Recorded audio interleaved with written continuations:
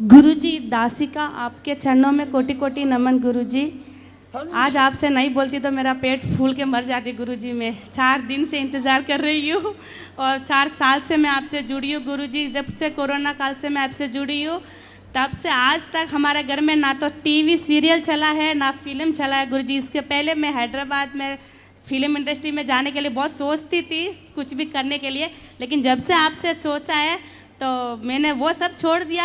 अब आपको देख के ऐसा लगा रियल हीरो तो आप ही है, और जो आपसे बड़ा तो आप जैसा गुरु ना तो मैंने कहीं देखा है और ना भूतो ना भविष्यत गुरुजी।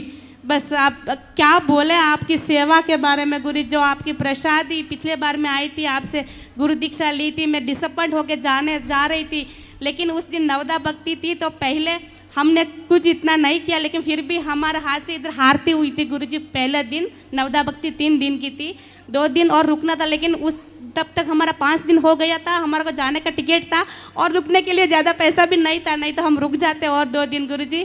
तो उस दिन टिकट था तो हमको जाना पड़ा। मैं बहुत दुखी हुई, लेकिन इस बात से मैं संतुष्ट हुई कि कम से कम मैंने कभी सोचा ही नहीं था कि मैं उधर तक आ जाऊँगी, ऐसा हमारी आरती हो जाएगी। तो भागवत जी की मुझे उसी दिन मुझे मालूम पड़ा कि मुझे भगवान ने स्वीकार कर दिया है गुरुजी। और ना जाने मैंने कितने पाप किए होंगे इस जन्म में और पिछले जन्म में। आपको गुरु बना के मेरे सारे पाप धुल गए गुरुजी, मुझे कोई डाउट नहीं है।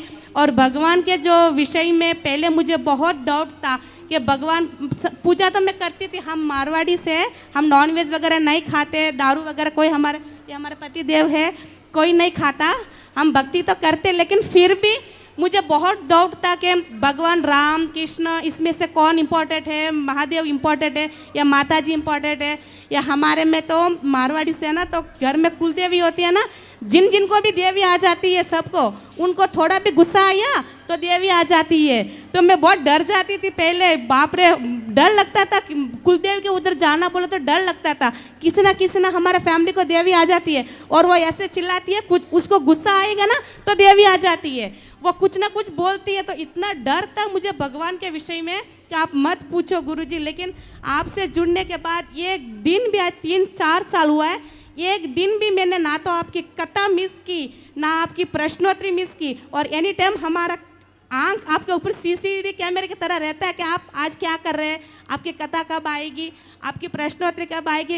एक दिन प्रश्नोत्तरी नहीं तो हम आपका चेक करते हैं, आज कहाँ गया गुरुजी, आज क्यों नहीं दिखे, आज प्रश्नोत्तरी क्यों नहीं हुई, ऐसा हम सोचते रहते हैं। हमारे घर में झगड़ा करती हो, देखो चैनल में आज गुरुजी क्यों नहीं आई, ऐसा झगड़ा करती हो। तो आपसे जुड़ के मैं बहुत संतुष्ट हो गई गुरुजी। लेकिन एक बात है गुरुजी, आपसे मुझे भक्ति मिल गई, मुझे गुरु मिल गई, मेरा जीवन मिल गई। इससे पहले मैं बहुत अशांत थी, उनसे बहुत झगड़ा करती थी, मैं बहुत झगड़ा करती थी पैसों के बारे में। लेकिन जब से मैंने गुरु बनाया है, अब मैं इनसे पैसा नहीं मांगती, बस मुझे गुरुजी के पास लेके जाओ और मुझे कथा सुनाओ, बस यही मैं। और मैं जीवन में अंतिम दिन तक यही सोचती हूँ, बस मुझे सदा सुहागन रूप से यहाँ आना है, ऐसा ही मुझे मरना है गुरुजी, ऐसा मुझे आशीर्वाद दे दो। और गुरुजी मेरे 2-3 छोटे सवाल है गुरुजी, छोटे 2-3 सवाल, लेकिन बहुत इंपॉर्टेंट है गुरुजी। बोलो। देखो गुरुजी, भगवान के बारे में तो मैं सब आपकी प्रश्नोत्तरी में मेरा सब डाउट सब क्लियर हो गया, अब कुछ भी डाउट नहीं। लेकिन जब हम आप भक्ति में आने के बाद थोड़ी रिश्तेदारी गुरुजी ये थोड़ी छूट जाती है गुरुजी, और ये छूट गई है गुरुजी। तो ये क्या सही रहेगा गुरुजी? क्योंकि हमारे मारवाड़ी में एक भी ऐसा इंसान नहीं है कि उठ के नहाता है। और मैं जब से आपसे जुड़ी हूँ, जब आपसे दीक्षा लेने से पहले ही मैं आपका पूरा नियम सब फॉलो करने लगी थी। चाहे दिन में 2 बार जो 10 बार जो कहीं भी जो, मैं पूरा नियम फॉलो करती हूँ। घर में लहसुन प्याज चाय कॉफ़ी सब मैंने छोड़ दिया। जो लड्डू गोपाल को भोग लगा के खाती हूँ सब आपके, मैं आपकी पूरी शिष्य बनने के लिए कोशिश करती हूँ और करूँगी गुरुजी। लेकिन जब रिश्तेदारी में जाती है तो मुझे बहुत दिक्कत आती है गुरुजी। क्या दिक्कत आती है? क्या दिक्कत गुरुजी, हम वैसे तो हम मारवाड़ी से राजस्थान में रहते हैं, लेकिन हमारा बिजनेस है वो महाराष्ट्र में है। तो हमारा वहाँ दुकान है, तो वहाँ मैं अकेली रहती हूँ, मुझे कोई दिक्कत नहीं है। वहाँ मैं अपने घर में अपने मर्जी से सब होता है और पूरे परिवार को सिखाया है, वो भी ऐसा ही फॉलो करता है। लेकिन जब राजस्थान आती हूँ ना तो मायके जाना पड़ता है। अब मैं दूसरी जगह तो जाती नहीं, लेकिन जो सगी जेठानी होती है, सगी अभी मायके में किसी की शादी है तो जाना पड़ता है। वहाँ कोई नियम नहीं गुरुजी, तब मेरे लिए तो वो बदलेंगे नहीं ना, तो मैं वहाँ जाऊँ तो मुझे, मेरे लिए वो नियम बदलते नहीं है। मैं बोलूँ तो वो मुझे क्या बोलते हैं, तू पागल हो गई है, तू तो ऐसे, क्या सब दुनिया तेरे जैसा करता है? सब दुनिया को इतना टाइम नहीं है नहाने को, करने को।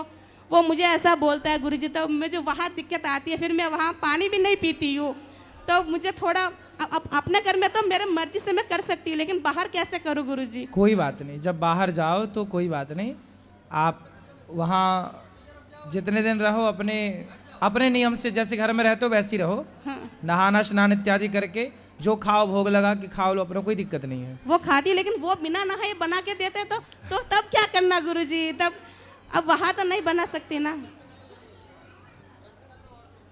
चलिए, रिश्तेदारी है, उनको भी समझाओ कि भाई नहा के बनाएं, वरना फल फूल ही।